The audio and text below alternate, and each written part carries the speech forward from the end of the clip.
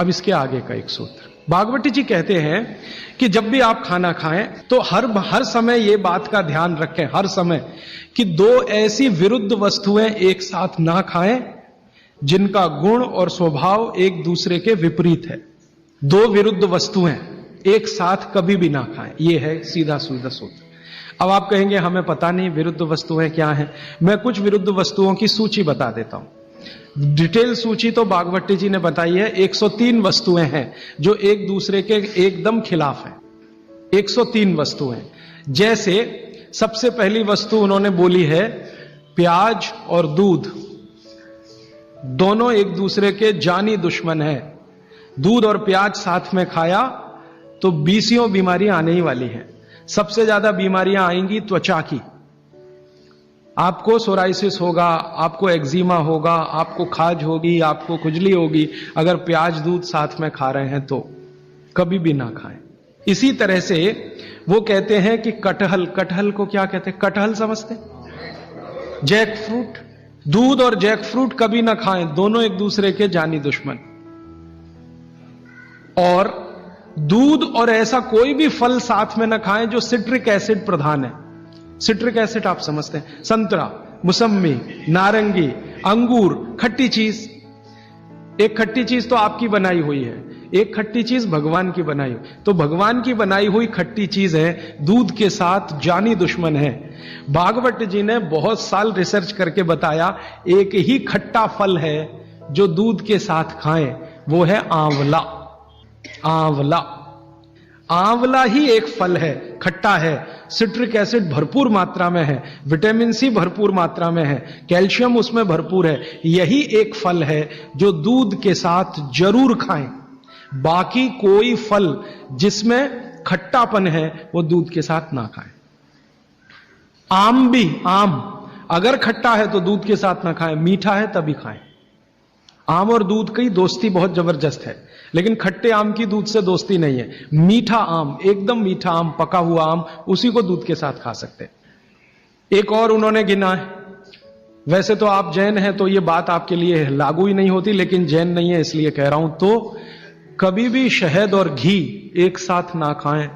दुनिया का सबसे खराब जहर है ये, शहद और घी। शहद घी साथ में ना खाएं। शहद खाना है तो घी ना खाएं, घी खाना है तो शहद ना खाएं। इसी तरह से उड़द की दाल और दही गलती से भी साथ में ना खाएं। उड़द की दाल, वैसे तो मैंने कल बोला था द्विदल, द्विदल में सबसे खतरनाक है उड़द की दाल। उड़द की दाल के बारे में जितनी भी रिसर्चेस भारत में हुई हैं वो ये कहती हैं कि ये दालों की राजा है, इसलिए ये अकेला ही खाएं, इसके साथ दही नहीं खा सकते। उड़द की दाल के साथ, दालों की राजा है, राजा अकेला ही रहता है ऐसा कहा जाता है। तो वो कहते हैं उड़द की दाल भरपूर खाएं, मना नहीं है, लेकिन अकेली खाएं। और बाकी जो दालें हैं, अरहर की दाल है, मूंग की दाल है, तो मैंने कल कहा था कि ये भी द्विदल में है, दही तो ना खाएं। लेकिन कोई मजबूरी में खाना है तो उपाय मैंने बताया था कि दही गर्म करके खाएं, माने दही में बघार लगा के खाएं ताकि तासीर गर्म हो जाए उसकी, या मट्ठा गर्म करके खाएं तासीर उसकी गर्म हो जाए। लेकिन मेरी आपको विनम्र विनती है, उड़द की दाल के साथ तो बिल्कुल ना दही खाएं, ना मट्ठा खाएं, बघारा हुआ भी नहीं खाएं। भागवत जी कहते हैं कि चलेगा ही नहीं। मैंने इस पे मेरे अपने शरीर पे एक्सपेरिमेंट किया। मैंने एक दिन कहा कि चलो खा के देखते हैं। भागवत जी ने कहा ना खाएं, खा के देखें क्या होता है शरीर को।